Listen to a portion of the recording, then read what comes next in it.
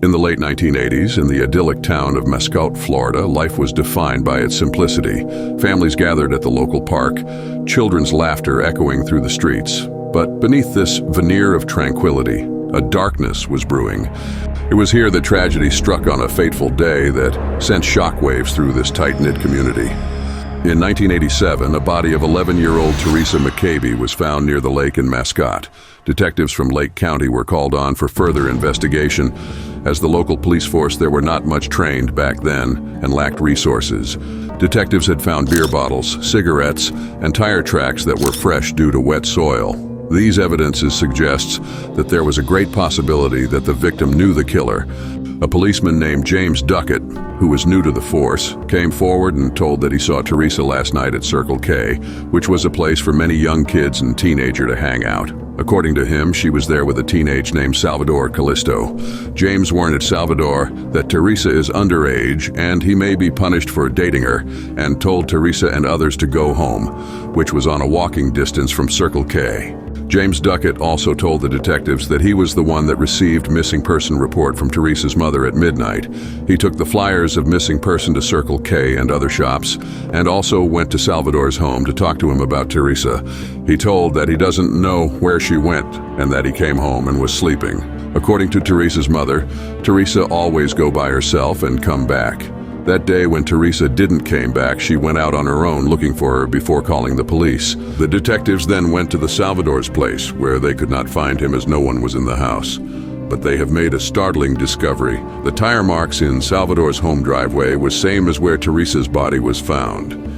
The evidences for now were suggesting against Salvador, so he became the prime suspect of this investigation. The autopsy report suggested that Teresa was raped and strangled, as bruises were found on her neck, but the reason for her death was drowning, as water in her lungs were found. One of the detectives went to the Circle K where teens hang out. He asked a girl there about the same age as Teresa. She told him that she did saw Teresa with Salvador that night until the officer came and they all went home. The detective noticed that she seemed really scared and reluctant talking to him. He asked her address and name for official statement. Salvador Callisto was finally found and was brought in for questioning. He didn't speak much English, so a Mexican translator was brought in too. He did accept that he was with her at Circle K that night, but after the confrontation of Officer James Duckett, he never saw her again. When he was asked about the tire tracks, he added that he didn't drive at all. His uncle picks him and leaves him. His tire tracks does not match. The detectives were confused as he seemed a perfect suspect, but these new discoveries tells a different story. When they learned more about the tire tracks, they found out that the tire track is from the snow tire, which is quite rare in Florida, as no one uses snow tires in Florida.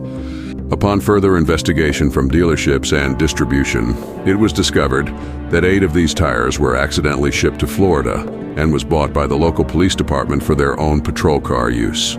There were 2 cars of Mesquite Police Department that had these tires, but only 1 car was active at that night of Teresa's murder. It was the car of Officer James Duckett. James Duckett was brought in for questioning. He clearly denied any allegation, according to him. He was on duty, and his schedule was all mentioned in his log that he was insisting from the start. Officers took his vehicle in custody and had him suspended, as he can fabricate the evidence if he was still on duty. James Duckett then left and started working at mines to make his ends meet. The detectives then checked his logs. Strangely, he never maintained his logs until the night of Teresa's murder. They then checked his dispatch tapes to corroborate his logs. There was no activity in his tapes, not even for the missing person report. This raised more suspicion to Duckett.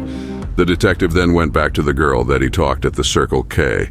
This time he takes his time and make her comfortable so that she would tell anything she knew. What she told was disturbing and chilling. Duckett had been sexually abusing her for a while now and told her not to tell anyone about it.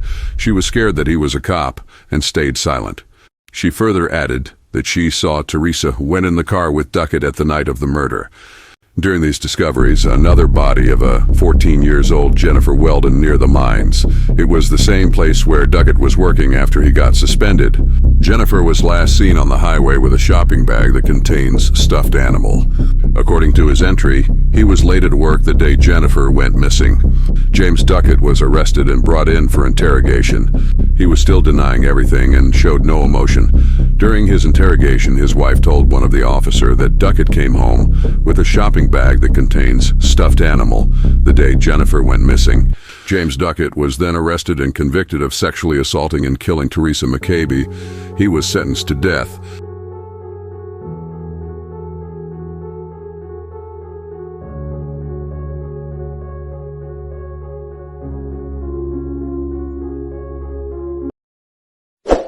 Support us for more videos.